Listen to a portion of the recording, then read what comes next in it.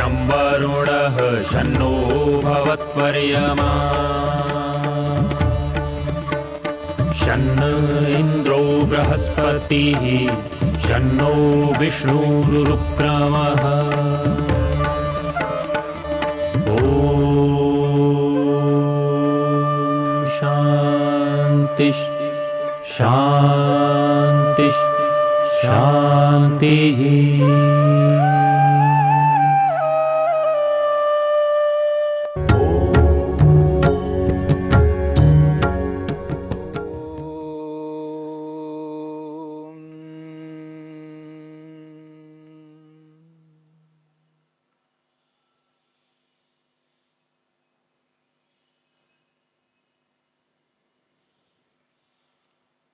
असंप्रज्ञा समाधि को प्राप्त करने वाले योगाभ्यासी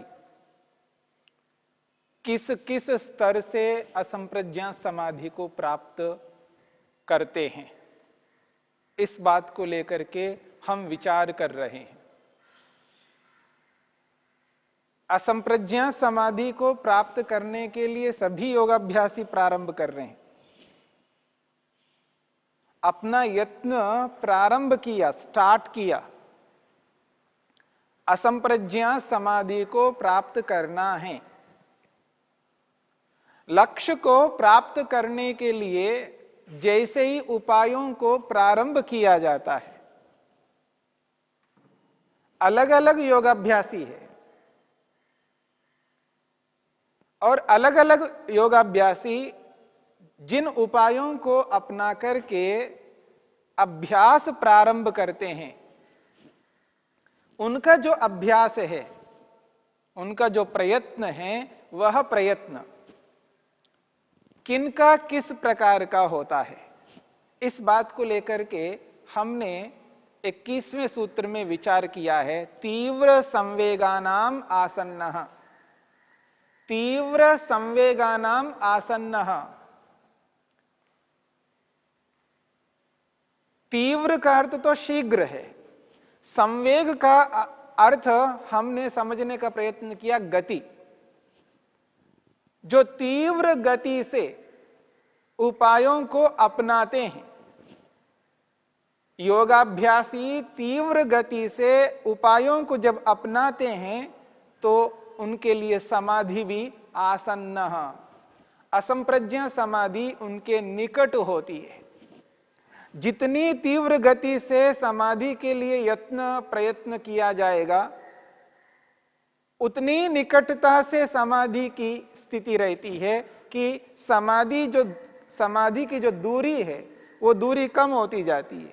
तीव्रता ज्यों-ज्यों बढ़ती जाती है और समाधि की निकटता त्यों-त्यों समीप आती है। इसलिए कहा तीव्र संवेगानाम आसन्ना। तीव्र संवेग वाले योगाभ्यासियों के लिए असंप्रज्ञा समाधि आसन्ना, निकट रहती है। अब ये जो तीव्र संवेग से प्रयत्न करने वाले योगाभ्यासी है, अलग अलग स्तर के होते हैं। जैसा कि हमने विचार किया, महर्षि वेदव्यास ने इनके 3 भेद कर दिया। मृदु उपाय वाले योगाभ्यासी, मध्य उपाय वाले योगाभ्यासी और तीव्र उपाय वाले योगाभ्यासी। और तीव्र उपाय वाले योगाभ्यासियों का नाम दिया है अधिमात्र उपाय। मृदु उपाय, मध्य उपाय और अधिमात्र उपाय। यहां अधिमात्र का अर्थ है तीव्र, यानी दोनों प्रकारों से अतिरिक्त ये तीसरा प्रकार है जिनमें इन दोनों की अपेक्षा से इनकी गति अधिक होती है, इसलिए उनको अधिमात्र कहा है, यानी अति तीव्र। तो 3 प्रकार के भेदों में, 3 प्रकार के भेदों में रहने वाले जो योगाभ्यासी हैं, उनमें भी अंतर किया है। जो मृदु उपाय वाले हैं और जो मध्य उपाय वाले हैं और जो तीव्र अधिमात्र उपाय वाले हैं, उनके भी 3-3 भेद कर दिया। शब्दों पर अनेक बार व्यक्ति शब्दों पर केवल शब्द को ध्यान में रखता है और वो शब्द परिचित नहीं होता है। जब कोई शब्द परिचित नहीं होता है, उसको पहली बार सुना जाता है, तो मन में एक अजीब सी स्थिति आती है, क्या मतलब, ये क्या शब्द है। शब्द का अभिप्राय समझने का प्रयत्न यदि हम करते हैं तो शीघ्रता से हम समझ लेंगे, उस शब्द का अर्थ हृदयंगम कर लेंगे। मृदु शब्द, मध्य शब्द और अधिमात्र शब्द, 3 शब्द हैं। इसको जिन शब्दों से हम आसानी से, सरलता से समझ सकते हैं, उन शब्दों को यहां पर लाते हैं, जिससे समझने में सरलता हो जाएगी। मृदु का अर्थ सामान्य ले लीजिएगा, सामान्य स्तर। ऐसे योगाभ्यासी असंप्रज्ञा समाधि के लिए मेहनत कर रहे हैं, श्रद्धा को, वीर्य को, स्मृति को, समाधि को और प्रज्ञा को। श्रद्धा, वीर्य, स्मृति, समाधि, प्रज्ञा, इन 5 उपायों को अपना रहे हैं। जितने भी असंप्रज्ञा समाधि को प्राप्त करने वाले योगाभ्यासी हैं, वो सभी इन उपायों को अपना रहे हैं, लेकिन उनमें उन उपायों को अपना रहे हैं तो उनका जो स्तर है, उपायों को अपनाने का जो स्तर है, जो क्षमता है, सामर्थ्य है, वो सामान्य है। और जब सामान्य स्तर से जब उन उपायों को अपनाया जाता है, उनका नाम दिया है मृदु। मृदु उपाय यानी मृदु स्तर के, यानी सामान्य स्तर के हैं। यह कैसा हो सकता है? जो असंप्रज्ञा समाधि को प्राप्त करने की चेष्टा कर रहे हैं और वो सामान्य स्तर से मेहनत करें, हां, हो सकता है। किसी स्कूल में पढ़ने वाले विद्यार्थी को ले लीजिएगा, एक ही कक्षा में, कक्षा तो एक ही है, एक ही कक्षा में 20 विद्यार्थी हो सकते हैं, 25-30 हो सकते हैं। मान लीजिएगा 30 विद्यार्थियों की वो कक्षा है, कक्षा तो वही है, 30 विद्यार्थियों की एक ही कक्षा है, 10वीं कक्षा है। 30 विद्यार्थी उस 10वीं कक्षा में पढ़ रहे हैं। क्या वो 30 विद्यार्थी जिस एक कक्षा में पढ़ रहे हैं, उनका जो स्तर है, उनका जो सामर्थ्य है, उनकी जो क्षमता है, क्या एक समान होती है? आप इस बात को सभी जानते हैं। उन 30 बच्चों का स्तर एक समान नहीं हो सकता, अलग अलग स्तर होंगे। कक्षा एक ही है, लक्ष्य एक है, 10वीं कक्षा को पास करना है, लक्ष्य एक है, पर उस एक लक्ष्य को पाने के लिए 30 विद्यार्थी है और 30 विद्यार्थियों का स्तर अलग अलग है। ठीक इसी प्रकार से जिस असंप्रज्ञा समाधि को प्राप्त करना चाहते हैं, उसकी एक अपनी योग्यता है। जो श्रद्धा को अपना लेते हैं, वीर्य को, उत्साह को अपना लेते हैं, स्मृति को अपना लेते हैं, संप्रज्ञा समाधि को अपना लेते हैं और विशेष ऋतंभरा प्रज्ञा को अपना लेते हैं, जब ये अधिकारी बन चुके हैं, अधिकारी बन करके जब उस असंप्रज्ञा समाधि को प्राप्त करना है, उस असंप्रज्ञा समाधि को प्राप्त करने के लिए जब मेहनत पुरुषार्थ कर रहे हैं, उनका जो यत्न है, उस यत्न का जो स्तर है वो अलग अलग ही रहेगा। जो 10वीं कक्षा में आज आए हैं और 10वीं कक्षा की परीक्षा उनको देनी है, तो वो 10वीं कक्षा में इसलिए आए क्योंकि 9वीं कक्षा को उन्होंने उत्तीर्ण किया है, पास किया है। वो 10वीं कक्षा में बैठने योग्य हैं, अधिकारी है, तब जाकर के 10वीं कक्षा की परीक्षा दे रहे हैं। परंतु योग्य अधिकारी होते हुए भी सबका स्तर अलग अलग है और इस बात को कोई इंकार नहीं कर सकता, मना नहीं कर सकता, सभी इस बात को स्वीकार करते हैं। ठीक इसी प्रकार यहां पर जिस असंप्रज्ञात समाधि को प्राप्त करना चाहते हैं, उस असंप्रज्ञात समाधि को प्राप्त करने वाले जो योगाभ्यासी है, उनमें भी स्तर का भेद होता है। उसी स्तर को महर्षि वेदव्यास ने, महर्षि पतंजलि ने इस रूप में स्पष्ट किया है। एक योगाभ्यासी है जो मृदु उपाय वाला है। अब इस मृदु शब्द को सुनते ही आप अपने मन में इस बात को लाइएगा कि यह सामान्य स्तर वाला है। सामान्य शब्द को मृदु के साथ जोड़ दीजिएगा तो आपको समझने में आसानी होगी, सरलता होगी। और दूसरा स्तर है मध्य उपाय। मध्य उपाय, और मध्य शब्द को आप मध्यम, केवल मकार जोड़ दीजिए, मध्य और मध्यम। एक सामान्य स्तर वाला था, अब आया है मध्यम स्तर वाला, यानी बीच का स्तर। एक निचला स्तर है, एक ऊंचा स्तर है, और इन दोनों के बीच में है वो मध्यम स्तर वाला है। इसलिए महर्षि वेदव्यास ने उसका नाम दिया है मध्य उपाय, यानी मध्यम स्तर का योगाभ्यासी। और तीसरा वो योगाभ्यासी है जिसके लिए शब्द दिया है अधिमात्र उपाय।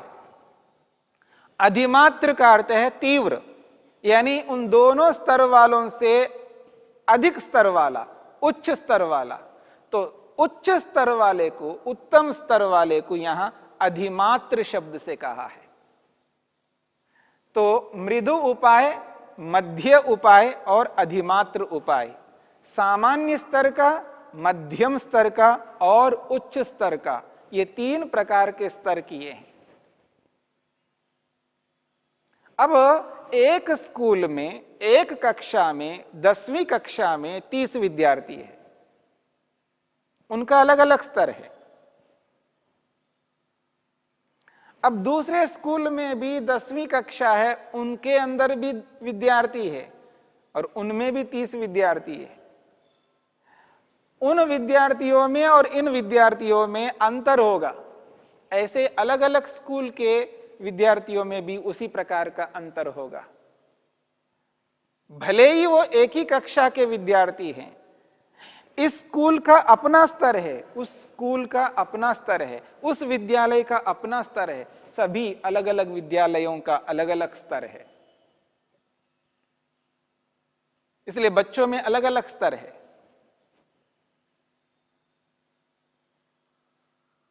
तो इस दृष्टिकोण से हमने जो विचार किया है, एक खिलाड़ी को सामने रख करके विचार किया है। एक जिला स्तर के खिलाड़ी है, उस पूरे जिले को वो प्रतिनिधित्व के रूप में आए हैं, जिले का प्रतिनिधित्व करते हैं, वो प्रतिनिधि है। और जिला स्तर के जो विद्यार्थी है, उन सभी विद्यार्थियों का हमने परीक्षण किया है, उनकी परीक्षा ली है। उन सब में 3 विद्यार्थियों को चुन लेते हैं।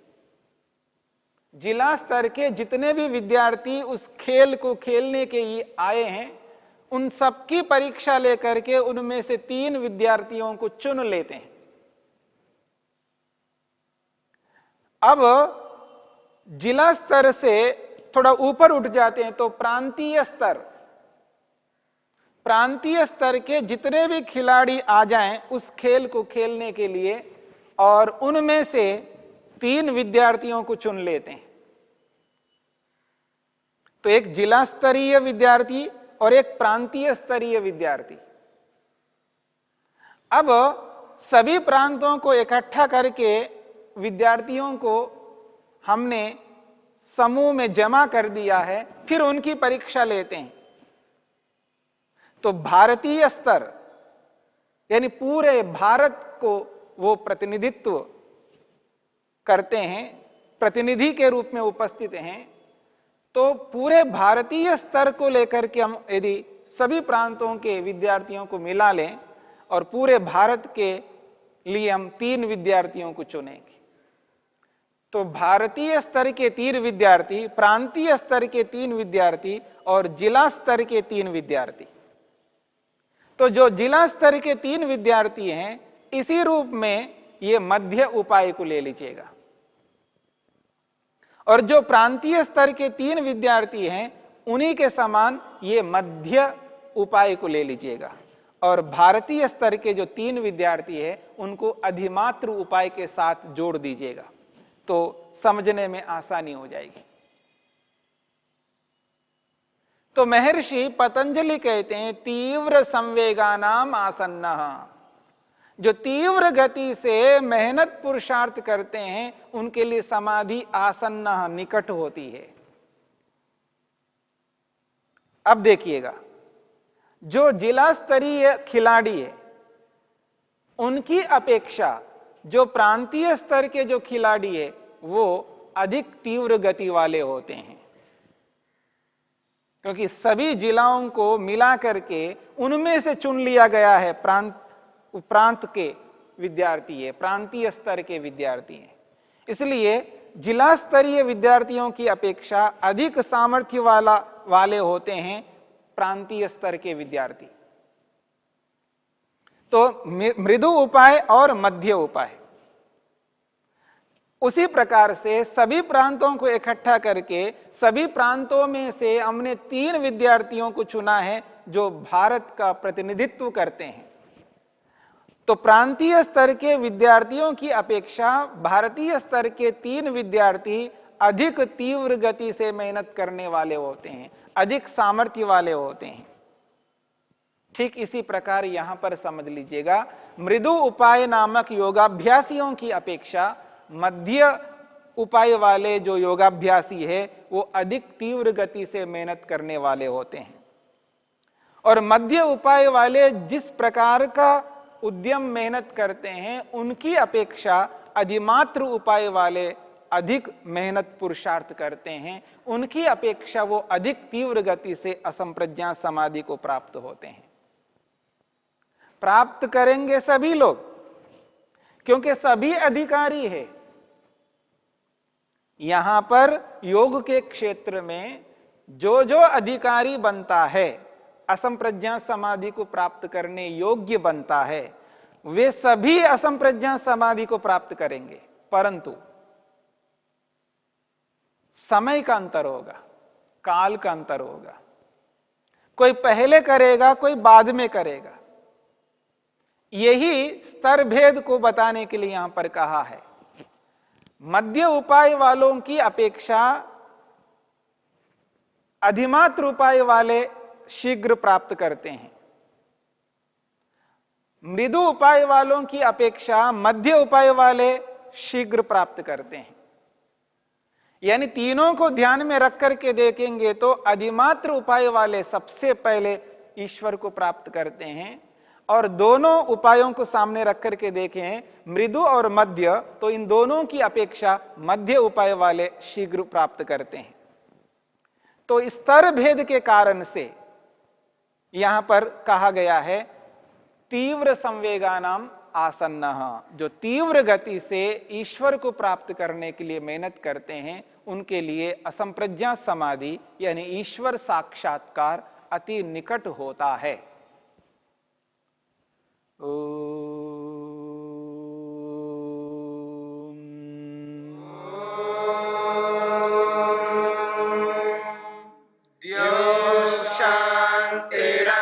शांतिरंतरिक्षं शांति पृथिवी शांतिरापः शांतिरोषधयः शांतिः वनस्पतयः शांतिर्विश्वे देवा शांतिर्ब्रह्म शांति सर्वं शांति शांतिरेव शांति क्षमा